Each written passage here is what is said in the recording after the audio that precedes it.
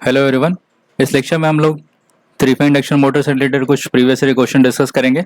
Question के solution के साथ साथ और भी जो आसपास के क्वेश्चन हो सकते हैं एग्जाम में जो पूछा जा सकता है, ये जो कभी एग्जाम में अभी तक आया नहीं, वो भी आपसे डिस्कस करेंगे। और उस टॉपिक से रिलेटेड सारी आसपास की बातें हम बताए जाते हैं ताकि वो उसमें कोई दिक्कत ना हो। ठीक है, सो चलिए शुरू करते हैं। पहला question, squirrel cage induction motor requires dash maintenance as compare to a slip ring induction motor. Induction motor कैसा होता है? इंडक्शन मोटर एक सेल्फ स्टार्टिंग मोटर है ना, सेल्फ स्टार्टिंग मोटर है। इंडक्शन मोटर से आपको हमेशा याद रखना है कि induction motor self starting motor है। और कौन सा मोटर सेल्फ स्टार्टिंग नहीं होता है, ये एग्जाम में क्वेश्चन पूछा जाता है, तो उसका आंसर होगा सिंक्रोनस मोटर। ठीक है, सिंक्रोनस मोटर को एक्सटर्नल दूसरे मशीन से स्टार्टिंग में मूव कराया जाता है, तो उसके बारे में आगे कभी अच्छे से डिस्कस करेंगे जब सिंक्रोनस मोटर टॉपिक बताएंगे। Synchronous motor self starting motor नहीं होता, ये एग्जाम में क्वेश्चन पूछा जाता है कौन सा मोटर सेल्फ स्टार्टिंग नहीं होता है, तो उसका आंसर सिंक्रोनस मोटर होगा। इंडक्शन मोटर एक सेल्फ स्टार्टिंग मोटर है, यहाँ से आपको याद रखना है। स्क्विरल केज इंडक्शन मोटर का जो मेंटेनेंस है वो कम होता है। ठीक है, तो require significantly low maintenance as compare to slip ring induction motor, ये बात याद रखना है। स्क्विरल केज इंडक्शन मोटर जो है, स्क्विरल केज इंडक्शन मोटर, ये बेसिकली सिंपल होता है एंड डायरेक्ट होता है। इंडस्ट्री में बहुत अच्छे से यूज किया जाता है, मतलब बहुत हाई लेवल पे इसको यूज किया जाता है। बेसिकली हार्ट है पूरे पावर इंडस्ट्री का, और बड़े बड़े इंडस्ट्री में three phase induction motor use किया जाता है क्योंकि बहुत ही सिंपल और रॉक्ड होता है और ये कॉस्ट इफेक्टिव होता है। एफिशिएंसी अच्छा ही होती है मोटर की, ठीक है, बाकी दूसरे मोटर के कंपैरिजन में। और ये डोमेस्टिक और इंडस्ट्रियल एप्लीकेशन, इसको दोनों जगह यूज किया जाता है। लो कॉपर लॉस होता है, कॉपर लॉस भी कम होता है। और अगर हम स्लिप रिंग इंडक्शन मोटर की बात करते हैं, स्लिप रिंग इंडक्शन मोटर, ठीक है, इसमें क्या होता है कि इसका स्टार्टिंग टॉर्क ज़्यादा होता है, starting torque high high starting torque होता है। हम लोग स्पीड कंट्रोल मेथड में आगे डिस्कस करेंगे। स्लिप रिंग इंडक्शन मोटर में क्या होता है कि हम लोग रोटर में एक्सटर्नली रेजिस्टेंस को प्लेस कर सकते हैं, but squirrel cage induction motor में जो रोटर होता है वो लास्ट में एंड रिंग से वो शॉर्ट सर्किटेड होता है, वो भी आगे डिस्कस करेंगे। तो उसमें हम लोग मतलब कोई छेड़छाड़ नहीं कर सकते, रेजिस्टेंस को बाहर से नया रेजिस्टेंस को ऐड नहीं कर सकते। स्लिप रिंग इंडक्शन मोटर में वी कैन ऐड रेजिस्टेंस, ठीक है, रेजिस्टेंस ऐड करने की वजह से स्टार्टिंग करंट भी कम हो जाता है। और इसका प्रॉब्लम क्या है कि हाई कॉपर लॉस, ठीक है, क्योंकि रेजिस्टेंस की वैल्यू बढ़ रही है ना, तो आई स्क्वायर आर लॉस बढ़ेगा, तो कॉपर लॉस ज़्यादा हो जाता है। बट इस मोटर का मेन एडवांटेज है कि स्टार्टिंग टॉर्क ज़्यादा होता है, ठीक है। और इसमें एक और प्रॉब्लम है, पावर फैक्टर पुअर होता है, पुअर पावर फैक्टर। ये जो सारी बातें ये कंपेरिजन है, मतलब स्क्विरल केज इंडक्शन मोटर के साथ, ठीक है। इसमें कॉपर लॉस की वैल्यू कम होती है, ये सारी बातें आपको याद रखनी है। बाकी दोनों में और भी कुछ कुछ डिफरेंस है, वो आगे डिस्कस करेंगे धीरे धीरे। अभी आप इतनी सारी चीज़ें याद रखें एक बार में, है ना। स्लिप इंडक्शन मोटर में स्टार्टिंग टॉर्क हाई होगा, बाहर एक्सटर्नल रेजिस्टेंस ऐड कर सकते हैं। जो स्पीड कंट्रोल मेथड होता है उसमें भी रेजिस्टेंस को ऐड करने की वजह से यहाँ पे स्पीड कंट्रोल होता है। एग्जाम में एक डायरेक्टली क्वेश्चन यहाँ से पूछा जाता है कि कौन सा ऐसा मोटर है जिसमें हम लोग एक्सटर्नल रेजिस्टेंस के थ्रू स्पीड कंट्रोल कर सकते हैं। ऑप्शन में आपको स्क्विरल केज इंडक्शन मोटर भी दिखेगा, बट ये आंसर नहीं होता। बताओ, आंसर होगा स्लिप रिंग इंडक्शन मोटर, ठीक है। Next question, in the three phase induction motor running at slip S, ठीक है, slip S, the mechanical power developed in terms of air gap power, ठीक है। इंडक्शन मोटर में जो हम लोग पावर फ्लो डायग्राम पढ़ते हैं, तो आप एक फॉर्मूला वहाँ पे याद रखेंगे, जो एयर गैप पावर होता है। एयर गैप पावर क्या होता है? मीन्स एयर गैप में जो पावर डेवलप हो रहा है, मीन्स स्टेटर का आउटपुट और रोटर का इनपुट। स्टेटर जो आउटपुट दे रहा है और जो रोटर को इनपुट मिल रहा है, वहाँ पे जो पावर है वो एयर गैप पावर हुआ। और कॉपर लॉस और ये वो मैकेनिकल फाइनली जो पावर डेवलप है, इसका फॉर्मूला होता है स्लिप के टर्म में डायरेक्टली 1:S:1 ठीक है। ये फॉर्मूला आपको याद होना चाहिए, ये बहुत काम का होता है, ठीक है। पावर फ्लो डायग्राम जब हम लोग इंडक्शन मोटर में पढ़ते हैं, तो ये एयर गैप पावर हुआ, ये कॉपर लॉस, और ये हुआ मैकेनिकल पावर डेवलप, जो फाइनली जो लास्ट में एकदम आउटपुट मिला ना, मैकेनिकल पावर, है ना। ये 1:S:1 क्वेश्चन में पूछा गया है इन टर्म्स ऑफ स्लिप, ठीक है। Mechanical power developed in terms of air gap, ठीक है। तो इस एक्सप्रेशन से अगर आप लिखेंगे air gap power upon mechanical power, ये क्या लिखेंगे? 1/1 है ना, PAG अपॉन PM क्या होगा, फर्स्ट और थर्ड टर्म 1/1। क्वेश्चन में मैकेनिकल पावर पूछा गया है, तो मैकेनिकल पावर क्या होगा? क्रॉस मल्टीप्लाई करने से 1 - S इंटू PAG, है ना। Mechanical power develop in terms of air gap power क्या हुआ, 1 minus slip into air gap power, ठीक है। एयर गैप पावर को इन्होंने यहाँ पे सिर्फ जी लिखा है, इन्होंने पीजी, ठीक है, मैंने जी लिखा, ठीक। तो इसका सही ऑप्शन क्या हुआ, 1 minus into air gap power, ये वाला ऑप्शन सी है ना। ये 1 माइनस एस होगा, एस माइनस 1 नहीं होगा, ठीक है। तो मैकेनिकल पावर डेवलप अगर क्वेश्चन में तो ये फॉर्मूला आपको याद होना चाहिए, कोई भी दो वैल्यू दे रखेगा आप उससे निकाल सकते हैं। सपोज स्लिप का वैल्यू दे रखा है और एयर गैप पावर मेरे को पता है, तो जैसे air gap power upon P copper loss का वैल्यू क्या हुआ, 1 अपॉन एस। अगर क्वेश्चन में एयर गैप पावर पता है तो हम कॉपर लॉस निकाल सकते हैं, इस पे आगे न्यूमेरिकल करेंगे। अगर कॉपर लॉस का वैल्यू दे रखा है तो हम लोग एयर गैप पावर निकाल सकते हैं। ये फॉर्मूला तब यूज होता है, ये बहुत ही इंपॉर्टेंट है। तो इसका आंसर सी हो गया, right. Next question, during starting of a 3 phase induction motor the machine may refuse to start, ठीक है, machine may refuse to start at all, this phenomenon is called, ठीक है। मशीन जो है स्टार्ट ही नहीं होता, ठीक है। यहाँ पे दो टर्म बोल, एक तो आप पढ़ेंगे मशीन कम स्पीड पे स्टार्ट होता है या बहुत कम स्पीड पे रोटेट करना शुरू कर देता है, ठीक है, ठीक है, वो भी बताएंगे बाद में। मशीन स्टार्ट होने से रिफ्यूज कर देता है। मशीन रिफ्यूज कब करेगा स्टार्ट होने से, due to magnetic locking condition, ठीक है, due to magnetic locking condition. ये क्यों होता है, इसका दो कंडीशन है ना। अगर यहाँ पर लिखता है इफ, पहले तो इस क्वेश्चन का जो आंसर है ये कॉगिंग होगा, ठीक है।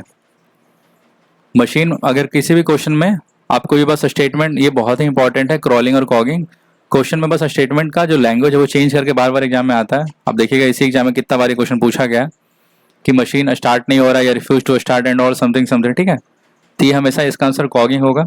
कॉगिंग को हम लोग मैग्नेटिक लॉकिंग बोलते हैं, या फिर इसको एक और टर्म बोलते हैं मैग्नेटिक टीथ लॉकिंग, ठीक है। मैग्नेटिक लॉकिंग या फिर मैग्नेटिक टीथ लॉकिंग इसको बोलते हैं। ये बेसिकली एक फेनोमेना है, इसका डेफिनेशन ये है, that prevent motor from starting, ठीक है। इसका रीजन क्या होता है, इसका जो पहला रीजन है, if number of rotor slot are equal to number of stator slot, ठीक है। नंबर ऑफ स्टेटर और रोटर का स्लॉट अगर इक्वल है, ठीक है, तो दोनों क्या करते हैं, एक दूसरे से लॉकिंग कंडीशन में आ जाता है, और लॉकिंग कंडीशन में आने के बाद मोटर स्टार्ट नहीं होता है, ठीक है। मोटर और स्टेटर एक दूसरे के साथ मैग्नेटिक लॉकिंग कंडीशन में आ गया। अगर रोटर और स्टेटर का स्लॉट इक्वल है तो एक दूसरे के साथ अलाइन हो जाता है मैग्नेटिक फ्लक्स, ठीक है। रोटर और स्टेटर का मैग्नेटिक फ्लक्स एक दूसरे के साथ अलाइन हो गया तो फिर वो मोटर जो है रिफ्यूज टू स्टार्ट करता है, ठीक है। मोटर रिफ्यूज टू स्टार्ट, यहाँ पे वर्ड लिखा हुआ, तो यही मैग्नेटिक लॉकिंग कंडीशन हुआ, इसी को हम लोग कॉगिंग बोलते हैं, ठीक है। और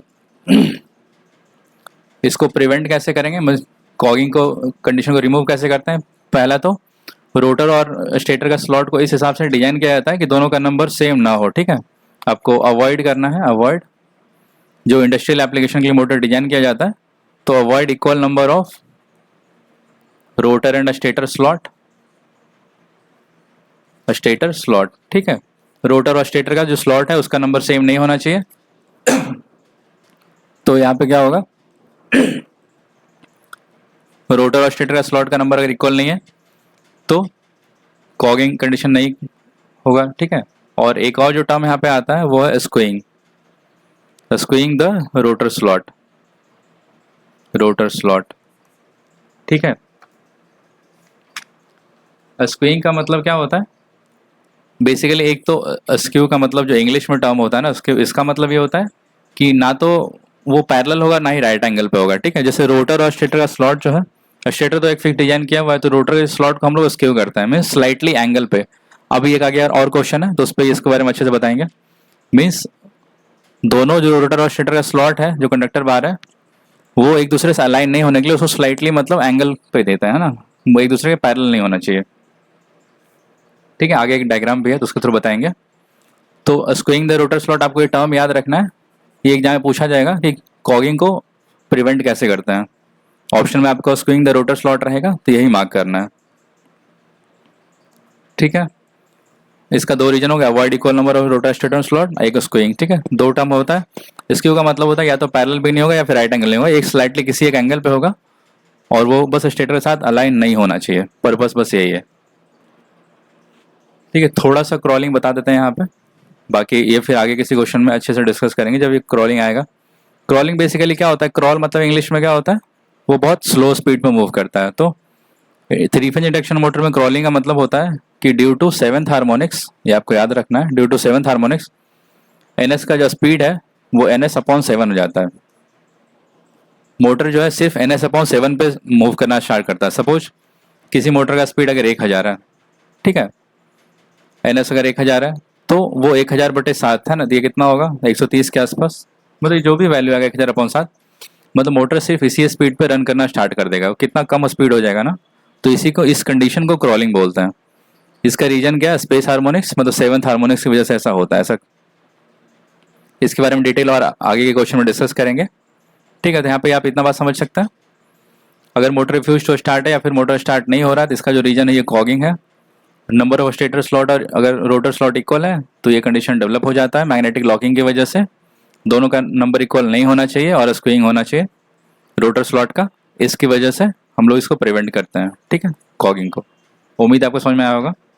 नेक्स्ट क्वेश्चन, अ 4 पोल का वैल्यू 4 दे रखा है, 50 hertz induction motor operate at a slip of 5%। Slip का जो वैल्यू दे रखा है वो है 5%। ठीक है, the frequency of EMF induced in the rotor, rotor के फ्रीक्वेंसी का क्या फॉर्मूला होता है, स्लिप मल्टीप्लाइड बाय फ्रीक्वेंसी। ठीक है, स्लिप की वैल्यू 5% तो 5/100 और फ्रीक्वेंसी कितना दे रखा है 50, ये 5/2 कितना है 2.5 हर्ट्ज। ठीक है, ये आंसर आ गया 2.5 हर्ट्ज। ये फॉर्मूला आपको याद रखना है कि रोटर का करंट या वोल्टेज का फ्रीक्वेंसी आपसे क्वेश्चन में पूछा गया है ना। यहाँ पे देखिए लिखा है क्वेश्चन में frequency of EMF induced in the rotor. अभी फ्रीक्वेंसी ऑफ ईएमएफ इंड्यूस्ड है, फ्रीक्वेंसी ऑफ करंट भी कहीं कहीं लिखता है क्वेश्चन में, तो फॉर्मूला हमें से यही लगेगा, slip into supply frequency, right. ये आ गया 2.5 hertz. Next question, in an induction motor if the air gap is increase then, air gap क्या होता है, स्टेटर और रोटर के बीच का जो गैप है वो बहुत ही कम होता है, उसको एयर गैप बोला गया इंडक्शन मोटर में। वहाँ पे जब हम लोग 3 फेज इंडक्शन मोटर कैसे काम करता है, Faraday law of electromagnetic induction के हिसाब से 3 फेज इंडक्शन मोटर काम करता है। और स्टेटर में हम लोग सप्लाई दिए, वहाँ पे जो रोटेटिंग मैग्नेटिक फील्ड डेवलप होता है वो कहाँ, एयर गैप में डेवलप होता है। तो ये पूछा गया है, एयर गैप को बढ़ा दिया गया है। ठीक है, एयर गैप का जो वैल्यू है उसको बढ़ा दिया गया है, तो क्या होगा, speed will reduce, efficiency will improve, power factor will reduce, या फिर ब्रेक डाउन टॉर्क। ठीक है,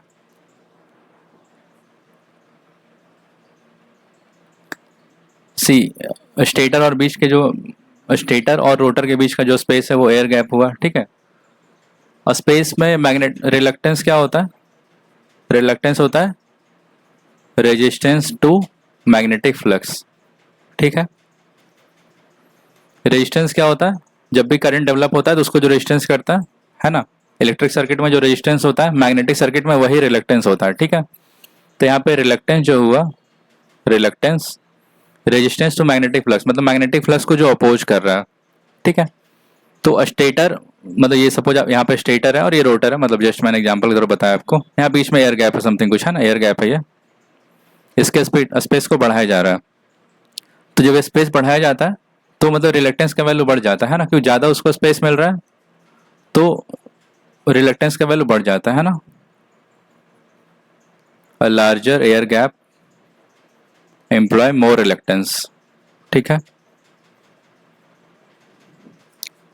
कैसे एक्सप्लेनेशन, इसका पूरा एक्सप्लेनेशन है, मैं आपको बता रहा हूँ कैसे ये इसको सोचना है इस क्वेश्चन को। एयर गैप का वैल्यू जब हम लोग बढ़ाते हैं तो वहाँ पे जो मैग्नेटिक फील्ड है उसको ज़्यादा पोजीशन मिलेगा ना, ज़्यादा एरिया मिल रहा है उसको खुद को डेवलप करने के लिए, तो यहाँ पे रिलक्टेंस का वैल्यू ज़्यादा होता है।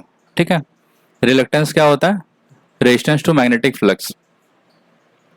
ठीक है, अब ज़्यादा रिलक्टेंस होगा तो मोटर को मैग्नेटाइजिंग करंट ज़्यादा चाहिए होगा, ज़्यादा वहाँ पे फ्लक्स प्रोड्यूस करने के लिए। ठीक है, एयर गैप ज़्यादा हुआ, रिलक्टेंस ज़्यादा हुआ, उसके बाद क्या होता है, मोटर नीड मोर करंट। वहाँ पे एक फिक्स अमाउंट ऑफ हम लोग को मैग्नेटिक फ्लक्स जनरेट करना है। ठीक है, जनरेट करना है, तो उसके लिए अब ज़्यादा करंट चाहिए होगा, क्योंकि यहाँ पर रिलेक्टेंस का वैल्यू बढ़ गया। सी, अगर इलेक्ट्रिक सर्किट में रेजिस्टेंस की वैल्यू हम लोग बढ़ा देते हैं तो हमें ज़्यादा करंट चाहिए होगा, क्योंकि कोई हमको अपोज कर रहा है ना, तो वहाँ पे ज़्यादा करंट चाहिए होगा। इसीलिए यहाँ पे भी सिंस अपोजिशन का वैल्यू बढ़ा हुआ है रिलेक्टेंस का, तो मोटर नीड मोर करंट। और ये जो करंट होता है इसको क्या बोलते हैं? बेसिकली जो करंट है ना, ये है मैग्नेटाइजिंग करंट। मैग्नेटाइजिंग करंट, ये क्या है? मैग्नेटाइजिंग करंट है। तो हम लोग को ज़्यादा मैग्नेटाइजिंग करंट चाहिए to establish need more current to establish same flux. ठीक है, सेम फ्लक्स जनरेट करने के लिए सिंस रिलेक्टेंस का वैल्यू ज़्यादा है तो हम लोग को ज़्यादा करंट चाहिए होता है, राइट। तो ज़्यादा करंट मतलब ज़्यादा मैग्नेटाइजिंग करंट चाहिए। मैग्नेटाइजिंग करंट की वजह से ही फ्लक्स जनरेट होगा ना। ट्रांसफार्मर में हम लोग पढ़ते हैं दो टाइप का करंट होता है, एक मैग्नेटाइजिंग करंट और एक कोर लॉस कंपोनेंट जो होता है, एक लॉस कंपोनेंट जिसकी वजह से लॉस, नो लोड लॉस होता है। ठीक है, वो आप समझ सकते हैं। तो यहाँ पे भी जो मैग्नेटाइजिंग कंपोनेंट है, मैग्नेटाइजिंग करंट इसको बोलेंगे, क्योंकि उससे यूजफुल फ्लक्स हमारा यहाँ पे जनरेट किया जा रहा है स्टेटर रोटर के बीच में मैग्नेटिक फील्ड में। ठीक है, तो अब मैग्नेटाइजिंग करंट का वैल्यू ज़्यादा होता है, इसका मतलब क्या है कि पावर फैक्टर का वैल्यू कम हो जाएगा। सेम अमाउंट ऑफ पावर, एक फिक्स अमाउंट ऑफ पावर हम लोग ले रहे हैं इंडक्शन मोटर को, मतलब सपोज फ्लक्स जनरेट करने के लिए रिलेक्टेंस का वैल्यू ज़्यादा हो रहा है तो मैग्नेटाइजिंग करंट ज़्यादा हो रहा है, तो पावर फैक्टर का वैल्यू कम हो जाता है। ठीक है, ओवरऑल मोटर का पावर फैक्टर कम होगा। तो इस क्वेश्चन का जो आंसर है, if the air gap is increase their power factor will reduce. ठीक है, उम्मीद है आपको समझ में आया होगा। एयर गैप का वैल्यू बढ़ गया क्योंकि उसको बहुत कम होना चाहिए, तभी मैग्नेटिक फ्लक्स अच्छे से जनरेट वहाँ पे प्रोड्यूस होगा, राइट। एयर गैप का वैल्यू बढ़ा दिया गया तो रिलेक्टेंस का वैल्यू बढ़ जाएगा। रिलेक्टेंस का वैल्यू बढ़ेगा तो ज़्यादा करंट चाहिए same amount of magnetic flux generate करने के लिए। ठीक है, और मैग्नेटाइजिंग करंट का वैल्यू कम बढ़ गया, इसका मतलब है पावर फैक्टर वैल्यू कम हो जाएगा। ठीक है, पावर फैक्टर वैल्यू कम हुआ, इसका क्या मतलब है कि मोटर जो है ज़्यादा रिएक्टिव पावर ड्रॉ करेगा सप्लाई से। और उसके बाद क्या होगा, इसके बाद एक और क्वेश्चन पूछा जाता है, फाइनली एफिशिएंसी मशीन का कम हो जाएगा। यहाँ पे एफिशिएंसी इंप्रूव लिखा हुआ, ऐसा नहीं होगा, ये गलत है स्टेटमेंट है। अगर एयर गैप का वैल्यू को बढ़ाएंगे तो एफिशिएंसी जो है मशीन का कम हो जाएगा। ठीक है, ये क्वेश्चन भी कभी आपसे एग्जाम में पूछा जा सकता है। और एक चीज़ और पूछा जा सकता है, सिर्फ मैग्नेटाइजिंग करंट का वैल्यू ज़्यादा है तो कॉपर लॉस का वैल्यू भी बढ़ जाएगा। ठीक है, ये सारी बातें आपको याद रखना है। तो इस क्वेश्चन में इतना ही, सारे कुछ ध्यान से सुनेंगे आप एक चीज़ तो समझ में आ जाएगा क्या मैंने एक्सप्लेन किया है। रिलेक्टेंस को मैग्नेटिक सर्किट में क्या फॉर्मूला होता है, L upon mu not mu R into air, ये रिलेक्टेंस का फॉर्मूला होता है। एक और फॉर्मूला क्या होता है फ्लक्स का, रिलेक्टेंस के टर्म में flux equal to MMF upon reluctance. ठीक है, आप इस फॉर्मूला से भी देख सकते हैं कि रिलेक्टेंस और फ्लक्स जो है अपोजिट है। एमएमएफ क्या होता है, एम्पियर टर्म होता है ना, flux equal to MMF upon reluctance. Reluctance और फ्लक्स क्या इन्वर्सली प्रोपोर्शनल है, और रिलेक्टेंस ज़्यादा हो गया तो फ्लक्स कम हो जाएगा। अब यहाँ पे उसी फ्लक्स को जनरेट करने के लिए मेरे को ज़्यादा करंट चाहिए क्योंकि रिलेक्टेंस का वैल्यू बढ़ रहा है। ठीक है, समझ गए होंगे आप। Next question, magnetic locking of the rotor with stator. आप देखिए मैग्नेटिक लॉकिंग हमें बताया था ना फर्स्ट क्वेश्चन में, इसमें सेकेंड क्वेश्चन में, in stator in case of induction motor में भी रिड्यूस। ठीक है, ये जो यहाँ पे मैग्नेटिक लॉकिंग लिखा है ये बेसिकली कॉगिंग की बात कर रहा है। क्वेश्चन में कभी कभी मैग्नेटिक लॉकिंग लिखा रहता है, कभी मैग्नेटिक टीथ लॉकिंग लिखा रहेगा, वो सारा कुछ वही बात कर रहा है। अब देखिए बेसिकली हमारा स्क्विरल केज इंडक्शन मोटर का रोटर है, ये रोटर बार है, कंडक्टर है ना, ये जो मैं वहाँ बात कर रहा था ना एंड रिंग से ये सारा शॉर्ट सर्किट होता है। ये सारा बार है रोटर बार, ये सारा एंड रिंग से शॉर्ट सर्किटेड है। ठीक है, मीन्स हम लोग रोटर में कोई भी चेंज नहीं कर सकते। स्लिप रिंग इंडक्शन मोटर में ऐसा नहीं होता, रोटर में हम लोग कुछ रेजिस्टेंस को ऐड कर सकते हैं, बट यहाँ पे कुछ भी नहीं कर सकते। इसका रोटर पूरा प्रॉपर फिक्स किया हुआ है, ये एंड रिंग से शॉर्ट सर्किटेड है, राइट। ये पहली बात है। मोटर ना तो एकदम ऐसे पैरेलल है, सब देख रहे हैं आप, एक दूसरे के पैरेलल नहीं होगा, ये थोड़ा सा एंगल पे डेवलप किया गया। तो इस क्वेश्चन का ये पूछा गया magnetic locking of the rotor stator reduce कैसे करते हैं, मैग्नेटिक लॉकिंग मतलब कॉगिंग को कम कैसे करते हैं। पहला रीजन वहाँ पे क्या बताए थे, रोटर और स्टेटर का जो नंबर ऑफ स्लॉट्स है वो डिफरेंट होना चाहिए, और दूसरा स्क्यूइंग होना चाहिए। ठीक है, तो इस क्वेश्चन का यही आंसर है, स्क्यूड रोटर स्लॉट्स। आप ही देख सकते हैं इस रोटर में जो इसका जो एंगल पे लगाया गया है ना, तो इसकी वजह से मैग्नेटिक लॉकिंग कंडीशन डेवलप नहीं होगा स्टेटर रोटर के बीच में, इसलिए इसका आंसर स्क्यूड रोटर स्लॉट। इस क्वेश्चन को बहुत अलग अलग लैंग्वेज से पूछा जाता है एग्जाम में, लैंग्वेज को बस चेंज करके। तो इसको आपको ध्यान रखना है। अब देखिए यही क्वेश्चन यहाँ पे कैसे पूछा गया है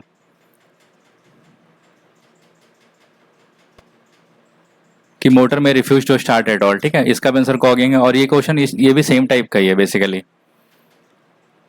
मैग्नेटिक लॉकिंग हो गया तो मोटर स्टार्ट नहीं होगा, ये भी रिफ्यूज कर देगा, ये बेसिकली कॉगिंग कंडीशन ही है। इसको कम करने के लिए ऑप्शन में अगर रहता कि number of rotor and stator slots are not same, तो वो भी आंसर होता। यहाँ पे स्क्यूड रोटर स्लॉट दिया है तो ये आंसर है, ठीक है। यहाँ पे ये एंट्री से स्लॉटेड शॉर्ट सर्किटेड है। और स्लिपिंग इंडक्शन मोटर यहाँ पर हम रेजिस्टेंस को ऐड कर सकते हैं। रेजिस्टेंस ऐड करने की वजह से कॉपर लॉस ज़्यादा होता है बट स्टार्टिंग टॉर्क अच्छा होता है। Next question, the torque of induction motor is proportional to, ठीक है। टॉर्क जो है वोल्टेज के स्क्वायर के प्रोपोर्शनल होता है। टॉर्क का बेसिकली फॉर्मूला जो होता है, कॉन्स्टेंट टर्म कुछ लोग मतलब अलग अलग टीचर्स या फिर अलग अलग बुक्स में अलग अलग आप पढ़ सकते हैं, बट जो अगर ये फिर प्रोपोर्शनलिटी ला के जो फॉर्मूला लिखते हैं हम लोग, E2 स्क्वायर अपॉन R2 का स्क्वायर प्लस SX2 का होल स्क्वायर। हो सकता है ये फॉर्मूला आप लोग कभी पढ़े होंगे तो अलग पढ़े होंगे, बट उसका डेरिवेशन सेम ही रहता है। मीन्स कोई एक स्टेप इसके आगे लिखते हैं, कोई पहले लिखता है, तो वो फॉर्मूला यही है। तो आप देख सकते हैं ये जो E2 है बेसिकली V2 के बराबर होता है ना स्टार्टिंग में। तो जो टॉर्क का फॉर्मूला है ये basically directly proportional to voltage का स्क्वायर ही है, राइट। तो टॉर्क का जो हम फॉर्मूला है इंडक्शन मोटर में, ये वोल्टेज का स्क्वायर का आंसर होगा। इसमें ज़्यादा कुछ सोचने वाली बात है नहीं। Next question, dash starting method can not be use for the starting of a 3 phase squirrel cage induction motor, ठीक है। Star delta auto transformer, rotor resistance या फिर डायरेक्ट ऑनलाइन, ठीक है।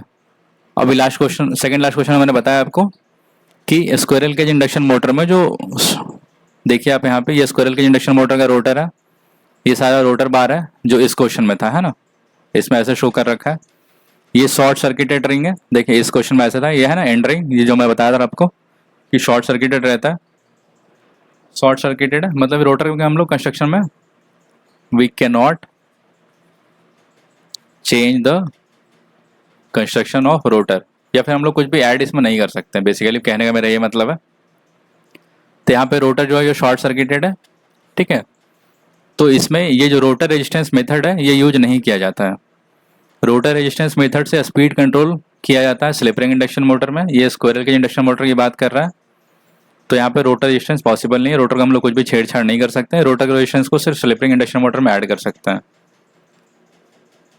इसमें रोटर बार जो है परमानेंटली शॉर्ट सर्किटेड है ना। रोटर स्लॉट में जो कंडक्टर है वो सब एम्बेडेड है। रोटर का जो कंडक्टर होता है ये बेसिकली एल्युमिनियम या तो फिर कॉपर का होता है, ठीक है। ये परमानेंटली एंड रिंग से शॉर्ट सर्किटेड है। शॉर्ट सर्किटिंग यहाँ पे लिखा हुआ है, ठीक है। तो ये समझ में आ गया होगा आपको। Rotor resistance method slip ring में यूज करते हैं। Can not be use for 3 phase squirrel cage लिखा है तो रोटर रेजिस्टेंस आंसर होगा, ठीक है। बाकी को इसमें यूज किया जा सकता है, और स्टार डेल्टा ऑटो ट्रांसफार्मर या फिर डायरेक्ट ऑनलाइन, ओके। ये 3 phase induction motor basically domestic और 3 फेज इंडस्ट्रियल एप्लीकेशन में बहुत अच्छे से यूज किया जाता है। बहुत ही अच्छा और बहुत ही हैवी मोटर होता है। एफिशिएंसी बहुत अच्छा होता है, सिंपल होता है। तो ये सारा कुछ आपको याद रखना है। Induction motor self starting motor है, सिंक्रोनस मोटर जो है सेल्फ स्टार्टिंग मोटर नहीं है, ठीक है। Next question, if the torque of A motor decreases the speed of the rotor, ठीक है। टॉर्क और पावर का ये फॉर्मूला होता है, torque equal to power upon omega. Omega को हम लोग क्या लिखते हैं 2πn/60, ठीक है। टॉर्क को क्या लिखेंगे पावर अपॉन 2πn/60। इस क्वेश्चन में स्पीड और पावर की बात कर रहा है ना। 2π और 60 तो कांस्टेंट, तो टॉर्क जो है डायरेक्टली प्रोपोर्शनल टू पावर लिख सकते हैं, और टॉर्क जो है इनवर्सली प्रोपोर्शनल टू एन लिख सकते हैं ना। दोनों को अलग अलग लिखेंगे तो if the torque of induction motor decreases, if the torque of induction motor decreases, है ना, तो speed of the rotor increase, speed of the rotor decrease, current of the rotor decrease, power of the motor decrease, ठीक है। See यहाँ पे ना torque directly proportional to power दिख रहा है, बट इसका आंसर होगा ये वाला ए। टॉर्क और स्पीड जो इनवर्सली प्रोपोर्शनल है, तो अगर torque of the induction motor घटेगा, देखिए टॉर्क यहाँ से घट रहा है, इसका क्या मतलब है स्पीड बढ़ेगा, है ना, राइट। तो speed of the motor rotor increase, ठीक है। पावर से यहाँ पे कुछ नहीं होगा टॉर्क का रिलेशन, ये बस फॉर्मूला है यूज करने के लिए, बट ये हम लोग इसमें यूज नहीं करते हैं। इसका मतलब क्या है कि इंडक्शन मोटर क्या करता है, इलेक्ट्रिकल एनर्जी को मैकेनिकल एनर्जी में कन्वर्ट कर रहा है मोटर की तरह, राइट। तो जो हम लोग पावर ले रहे हैं वो तो सप्लाई से ले रहे हैं ना, वो टॉर्क के हिसाब से पावर लेगा। तो टॉर्क बढ़ रहा है घट रहा है तो इसका पावर से रिलेशन नहीं है, ये बस कंफ्यूज करने के लिए दिया गया कि power of the motor decrease कर जाएगा। ठीक है, पावर कैसे डिक्रीज करेगा, टॉर्क डिक्रीज हो रहा है तो, क्योंकि वहाँ से करंट का वैल्यू पर डिफरेंस आ सकता है, क्योंकि पावर इसका इनपुट ही है थ्री फेज इंडक्शन मोटर में। ठीक है, तो टॉर्क और स्पीड का ये रिलेशन है, टॉर्क का वैल्यू घट रहा है तो स्पीड का वैल्यू बढ़ेगा, तो इसका जो है ए ऑप्शन आंसर होगा, speed of the rotor increases. ठीक है, A option. Okay, induction motor में जो सिंक्रोनस स्पीड होता है इसका क्या फॉर्मूला होता है, 120 F/P, ये आपको याद रखना है। स्लिप का जो फॉर्मूला होता है वो क्या होता है, NS minus NR upon NS। ठीक है, इसको परसेंटेज में निकालने के लिए 100 से मल्टीप्लाई करते हैं।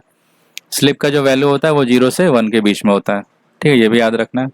बाकी धीरे धीरे अभी इस क्लास में इतना ही, बाकी धीरे धीरे अभी और सारा कुछ डिस्कस करेंगे। स्लिप का फॉर्मूला, टॉर्क का फॉर्मूला से स्लिप कैसे डिफरेंस आता है, स्लिप का क्या कंडीशन होता है अलग अलग केसेज में, ब्रेकिंग कंडीशन, रीजनरेटिव कंडीशन में क्या होता है स्लिप का वैल्यू, ये सारा कुछ डिस्कस करेंगे अभी। तो उम्मीद करते हैं आपको समझ में आया होगा, बहुत कुछ सीखने को मिला होगा। क्लास कैसा लगा कमेंट सेक्शन में बताइएगा। मिलते हैं नेक्स्ट क्लास में, तब तक के लिए थैंक यू।